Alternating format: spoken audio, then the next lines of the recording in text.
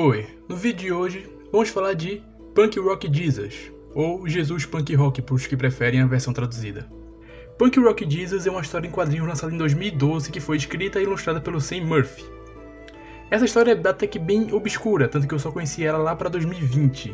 E eu queria fazer um vídeo sobre ela desde a criação desse canal, mas como eu sei que provavelmente só quem vai assistir esse vídeo é a galera que me acompanha independente do que eu posto, eu preferiria adiar esse vídeo para poder acumular um pouco mais de público e então finalmente fazer ele.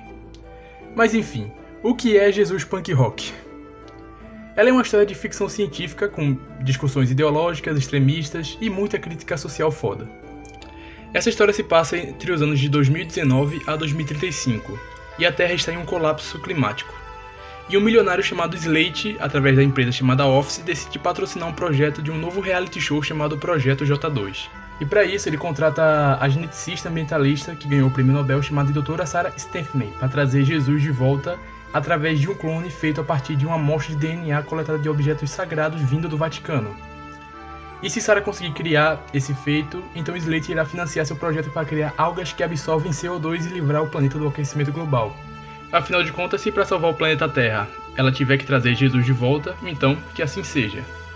E olha, quando eu vi essa premissa eu fiquei bem interessado, pois uma história de ficção científica com elementos claramente tirados de O Diário de Truman envolvendo Jesus Cristo de tal forma é algo que eu nunca vi acontecer. No máximo, eu vi alguém usar Jesus fora da Bíblia só em JoJo's Bizarre Adventure Parte 7, Steel Ball Run. Mas Jesus era só um buff de poder absurdo, então, nem conta direito.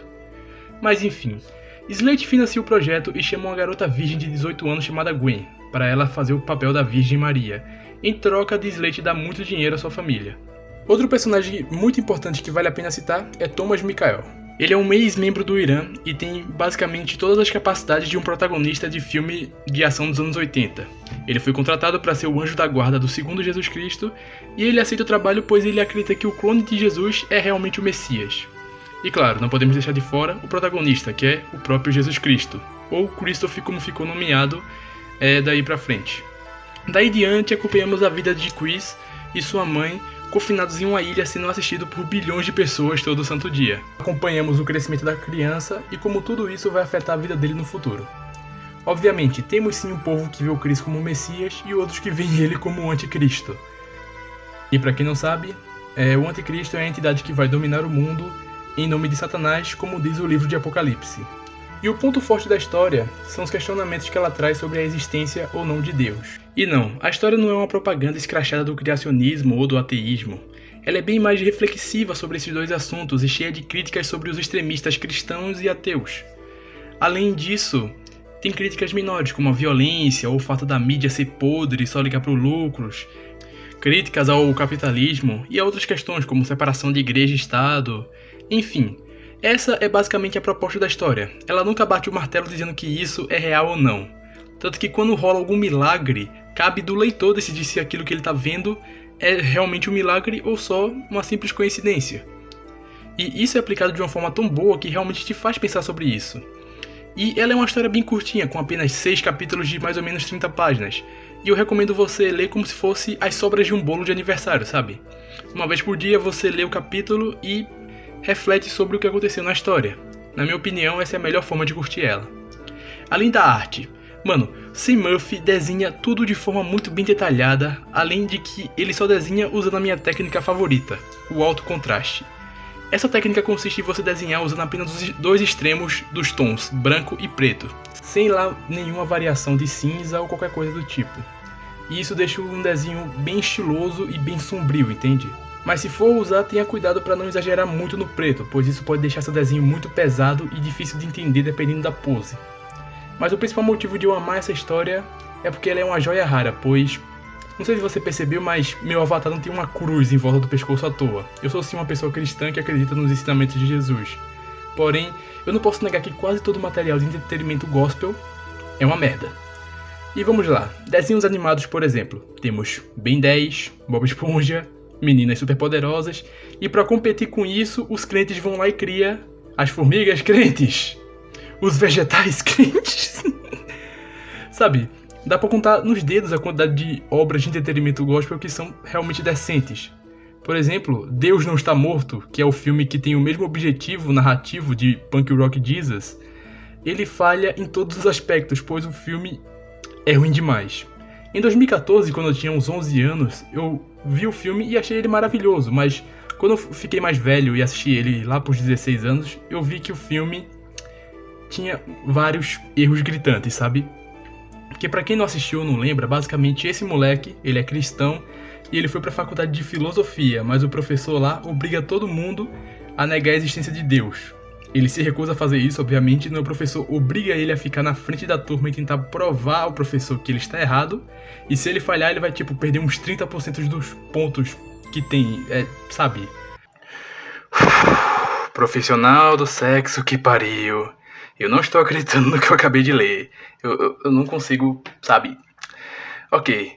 Como se isso realmente pudesse acontecer, né? Mas enfim, o filme só mostra o quão perfeita é a vida daqueles que confessam a vida a Jesus Cristo e que todo ateu ou agnóstico é uma pessoa amargurada, invejosa, com ódio no coração. E não, caramba, um ateu não necessariamente odeia Deus. Na maioria das vezes ele só quer crer em algo mais palpável, pois Jesus é basicamente fé, e fé é o firme fundamento das coisas que você não vê. Ou seja, basicamente você tem que subir uma escada antes mesmo dela existir. E olhando por fora, é meio louco você crer em algo desse tipo. E tá tudo bem, todo mundo tem o direito de crer em qualquer coisa.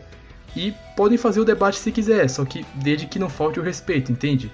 E mano, tem uma cena desse filme que me mata por dentro. Que, onde a amiga ou a namorada do protagonista, não lembro, pergunta a ele, por que você não sai da turma dele, processa o professor, sei lá. E o moleque simplesmente mete essa, tá ligado? Eu acho que Deus quer ou precisa ser defendido por alguém. Já olhou pra alguém e pensou, o que passa na cabeça dela?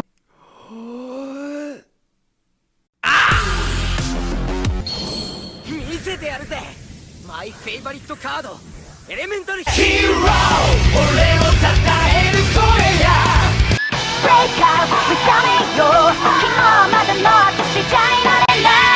Break up,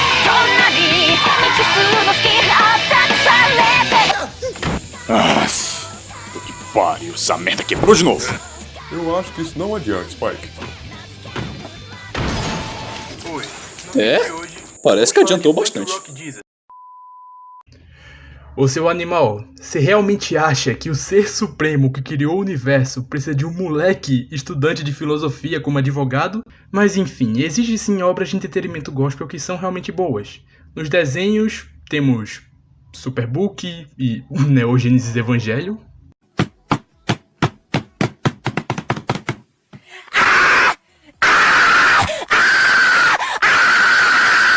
Ok, chega de piada. E nos filmes temos O Livro de Eli, Até o Último Homem, A Cabana, e nos jogos... Xenogears?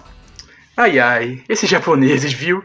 Adoram fazer uma história baseada na Bíblia com um protagonista depressivo que luta em um robô gigante. Mas enfim, leia Punk Rock Jesus, é muito bom e vale muito a pena a leitura. E basicamente é isso. Consegui finalizar mais um projeto pendente da minha lista, então deixa o like, se inscreva e tchau.